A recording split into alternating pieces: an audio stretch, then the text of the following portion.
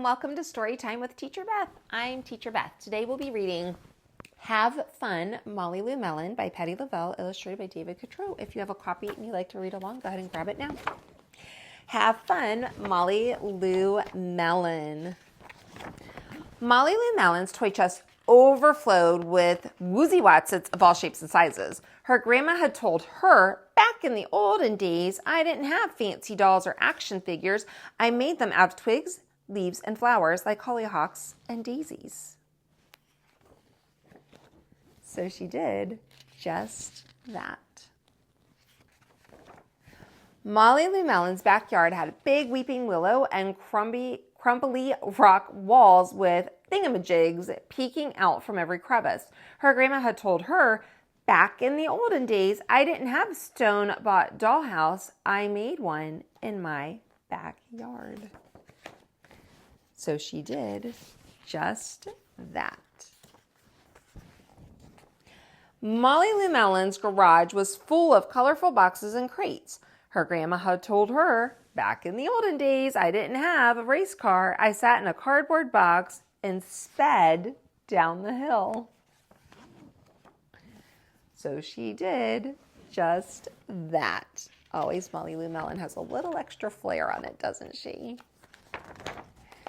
Molly Lou Melon lay on her back in the tall, willowy grass. Her grandma had told her, back in the olden days, I didn't have a television. I watched the clouds that floated by and I saw lots of things in them. So she did just that. One day, new neighbors moved in next door. When Molly Lou Melon went to welcome their little girl, she heard Gertie say to her mom, I'm bored. Molly Lou Melon invited Gertie over to play. On Monday, Gertie brought over her darling Darla Deluxe dollhouse, complete with electric mixer and working chandeliers. Molly Lou Melon showed Gertie her tree root palace, complete with acorn cap dinner plates, woven leaf air conditioning system, and cicada jacuzzi. Gertie was amazed. On Tuesday, Gertie drove over in her battery-operated, fully loaded coupe de ville. Look out below, Molly Lou Melon screamed right before hurtling down the hill in her turbo box car, hand-painted with orange and red flames. Gertie was amazed. On Wednesday, Gertie was going to call Molly Lou Melon on her cell phone, but then she heard a strange sound coming from an old tin can that was dangling in her window. This is the operator. Will you accept a call from Molly Lou Melon? Yes.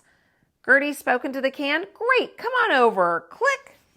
Gertie was amazed. On Thursday, Gertie asked Molly Lou Melon if she'd like to come over and watch cartoons on our big screen TV. It's 120 inches wide. Molly Lou Melon said, not today, thanks. I'm going to watch the clouds. They're sky wide. Gertie was amazed. On Friday, Gertie brought over a homemade doll with the frilly hollyhock skirt and violets for hair. It's for your palace, she said, and Molly Lou Melon was amazed. On Friday evening, Molly Lou Melon and Gertie were tired from playing all week. They lay down in the tall, willowy grass, looking up at the clouds. I see a butterfly, Gertie giggled, and a penguin, and a refrigerator. Molly Lou Melon opened her eyes wide and grinned her biggest grin. I see a grandma-shaped cloud winking at me, and Molly Lou Melon winked right back. The end. If you enjoyed today's story, have fun, Molly Lou Melon. Make sure you like, subscribe, and ring that bell, and I'll see you next time on Storytime with Teacher Beth. Bye.